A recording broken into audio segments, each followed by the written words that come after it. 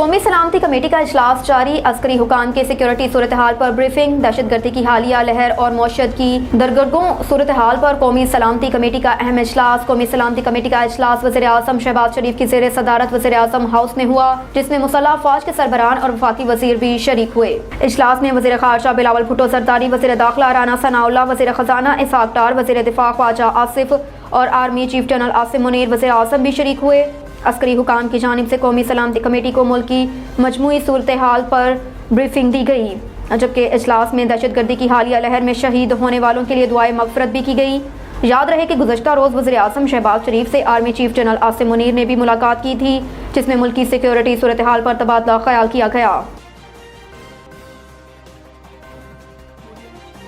PBC ने दरामदी ईंधन का इस्तेमाल कम और हफ्ते में 3 दिन घर से काम की तजवीज़ दे दी। कराची में पाकिस्तान बिजनेस कौंसिल ने फौरी तौर पर दरामदी ईंधन का इस्तेमाल कम करने और हफ्ते में 3 रोज़ घर से काम करने की तजवीज़ दी है।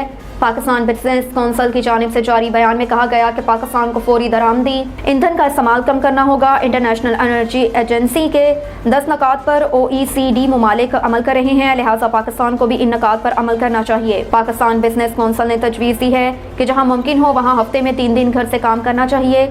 हाईवेज पर स्पीड की हद 10 किलोमीटर घंटा कम करनी चाहिए और मुल्क के बड़े शहरों में एतवार को गाड़ियां ना चलाएं, जबकि पब्लिक ट्रांसपोर्ट सस्ता करें। छोटे फासले पैदल या साइकिल पर तय करें। कार शेयरिंग से ईंधन का इस्तेमाल कम करें। पाकिस्तान बिजनेस कौंसिल ने तजवीज़ दी कि बड़े शहरों में मुतबादल गाड़ियां इस्तेमाल करें। माल बरादर गाड़ियों का मौसर इस्तेमाल करें। जहाज़ की जगह तेज़ रफ्तार रेल रात में इस्तेमाल करें। इलेक्ट्रिक और ज़ायद पायदार गाड़ियों का इस्तेमाल करें, जबकि मुतबादल मौजूद होने की सूरत में कारोबारी सफरी ज़रूरत कम करें। MQM धड़ों को एक करने का मिशन कड़े मरहले में दाखिल। गवर्नर सिंध की मुस्तफ़ा कमाल से मुलाकात। गवर्नर सिंध कामरान टस्वरी ने कराची में रात गए पाकिस्तान सरजमीन पार्टी PSP के सरबराह मुस्तफ़ा कमाल से पार्टी ऑफिस जाकर मुलाकात की। इस मौके पर मुस्तफ़ा कमाल ने गुलदस्ता पेश करके गवर्नर सिंध का इस्तकबाल किया। मुलाकात के बाद कामरान टस्वरी और मुस्तफ़ा कमाल ने मुश्तरका प्रेस कॉन्फ्रेंस की, जिसमें PSP के सरबराह ने कहा कि गवर्नर सिंध ने खुद को गवर्नर हाउस के दावेदारों के पीछे मासूर नहीं किया। मुस्तफ़ा कमाल बोले कि गवर्नर को भाई कहा है और वो जिसे भाई कहते हैं फिर उसे निभाया भी जाता है।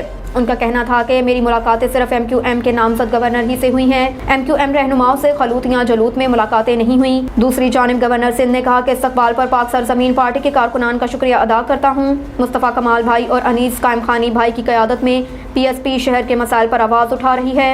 कामरान टस्वरी का कहना है कि PSP क़यादत दिल से चाहती है कि मुल्क में अच्छा निज़ाम इंसाफ के साथ कायम हो। मैं हमेशा से उनके जज्बात की कदर करता हूँ। कराची सबका दोस्त है। बड़े अरसे से मुझे इस शहर का कोई मसीहा नजर नहीं आया। हमें खुद मसाइल को हल करना पड़ेगा। उन्होंने कहा कि इस शहर को और यहाँ के रहने वालों को किस बात की सजा दी जा रही है। दूसरी जानिब हम एक दूसरे की टांगे खींचने में लगे हैं, एक दूसरे को ठीक करने में लगे गए हैं, शहर को ठीक नहीं कर रहे।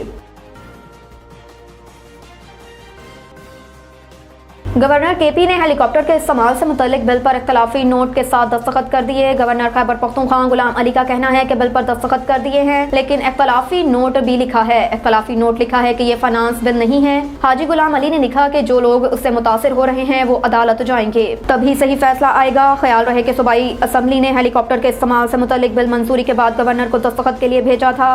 गवर्नर KP ने दस्तखत किए बगैर बिल पर एतराज़ात लगाकर वापस स्पीकर खैबर पख्तूनख्वा असम्बली को भेज दिया था। स्पीकर ने गवर्नर को उनके इख्तियारात के हवाले से बिल पर अपना नोट लिखकर वापस भेजा था, जिसमें कहा गया था कि सूबाई असम्बली से मंजूर बिल के तहत 2008 से हेलीकॉप्टर के इस्तेमाल को कानूनी तहफ़्फ़ुज़ दिया गया है।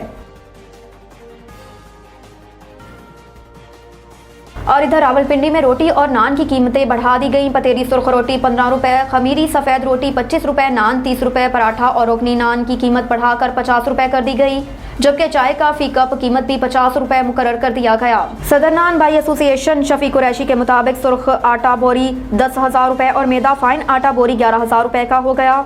शफी कुरैशी का कहना है कि महंगा आटा और मैदा खरीद कर सस्ती रोटी और नान नहीं दे सकते। रोटी और नान कीमतों में इजाफा आज जुमे से लागू होगा।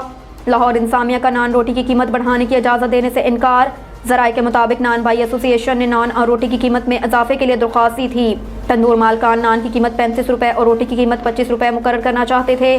तंदूर मालकान का कहना है कि आटे का 15 किलो वाला थैला 1900 रुपए का हो गया, जबकि फाइन आटे की बोरी का रेट 10,800 रुपए हो गया। तंदूर मालकान का मौक़िफ़ है कि आटा महंगा होने से नान और रोटी मौजूदा कीमत पर फ़रोख्त नहीं कर सकते। लिहाजा कीमत बढ़ाने की इजाज़त दी जाए। ज़राए का बताना है कि लाहौर की इंसामिया ने तंदूर मालकान को नान और रोटी की कीमत बढ़ाने की इजाज़त देने से इनकार कर दिया, जबकि ज़िले इंसामिया की जानिब से कीमत में इजाफे की इजाज़त ना देने पर नान बाई एसोसिएशन ने इजलास बुला लिया। ज़राए का कहना है कि नान बाई एसोसिएशन के इजलास में नान और रोटी की कीमत बढ़ाने पर गौर किया जाएगा।